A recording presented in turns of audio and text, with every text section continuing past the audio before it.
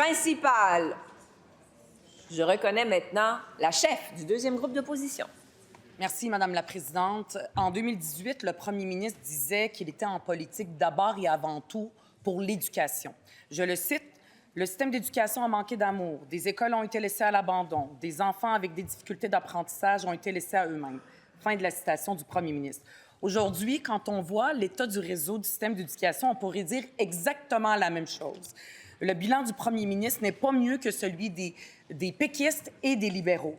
Hier, ma collègue de Verdun, elle était auprès des directions, des syndicats, des parents qui étaient ici à l'Assemblée nationale pour sonner l'alarme pour notre réseau.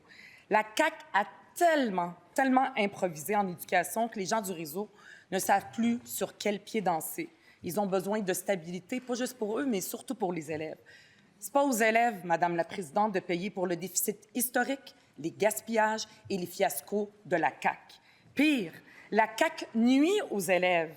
Avec l'abolition du PEC et d'autres mauvaises décisions de ce gouvernement, le réseau va perdre 1500 employés, alors qu'on a de la misère à en recruter pour s'occuper de nos enfants. C'est peut-être la dernière question du premier ministre. Avant de quitter son poste, est-ce que le premier ministre peut reconnaître que son bilan en éducation est un échec aussi cuisant que celui du Parti québécois et du Parti libéral du Québec? La réponse. Chut. Article 32, on retrouve le silence, je vous prie. La réponse du premier ministre. Oui, Madame la Présidente, je ne sais pas c'est quoi la convention collective chez Québec solidaire, mais moi, je vais être ici jusqu'au 12 avril. Donc, je n'ai pas l'intention de prendre plus que de congés que ce qui est prévu dans notre calendrier. En tout cas, donc, peut-être qu'on n'a pas le même calendrier. Je viens d'entendre la chef de Québec solidaire parler d'un déficit historique. Même chose qu'on entendait tantôt du député de La Fontaine. Savez-vous, bon, d'abord, le déficit actuel est de 1,5 du PIB. Savez-vous combien de fois le déficit du Québec a été de plus que 1,5 du PIB? Combien de fois? 20 fois. 20 fois. Donc, de dire que c'est historique, bien, je sais pas, quand on est rendu 21e fois, est-ce qu'on appelle ça encore historique? En tout cas, pas chez nous. Maintenant, bien, parlons d'éducation. Depuis 7 ans, 58 d'augmentation du budget. Faites un petit calcul, là. 58 divisé par 7, ça, c'est historique. Ça, c'est historique.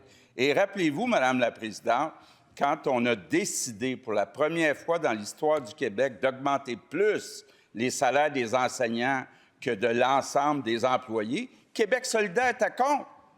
Québec solidaire disait non, de la labatte bleue pour tout le monde, c'est pas vrai qu'on va augmenter plus les salaires des enseignants. Donc, Madame la Présidente, soyons un petit peu sérieux. Première complémentaire. Madame la Présidente, tout le monde a noté que le premier ministre a attendu 1 minute et même plus avant de parler du sujet de l'éducation. Puis je le comprends, parce que son bilan, il est mauvais. C'est pas Québec solidaire. Attendez, Madame la chef. L'article 32. Gardez le silence. J'aimerais entendre la chef poser sa question. Allez-y, il vous reste 18 secondes. Est-ce que le premier ministre a entendu les gens qui étaient ici hier? C'est pas juste les méchants syndicats, là, comme il dit. Il y avait aussi les directions, il y avait des associations de parents, des gens qui connaissent nos enfants par leur nom. En ce moment, le système d'éducation, c'est le chaos.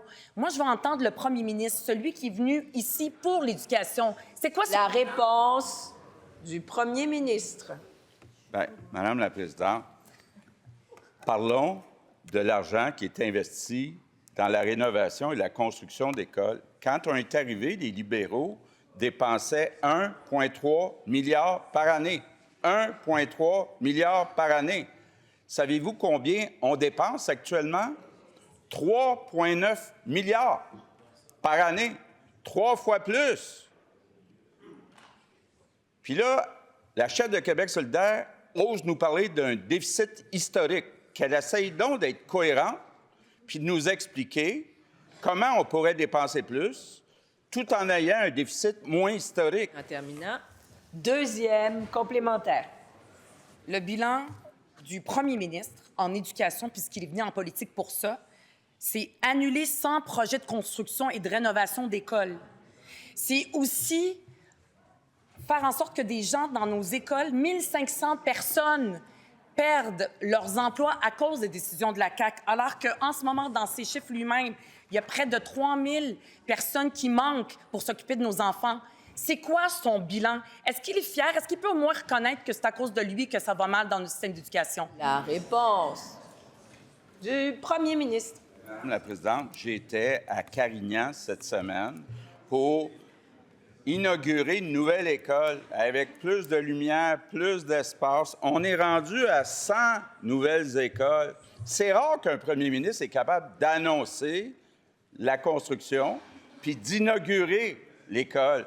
100 nouvelles écoles, 200 projets d'agrandissement qui sont finis, faits, puis 150 autres projets qui sont en cours. C'est du jamais vu. Ça, c'est historique.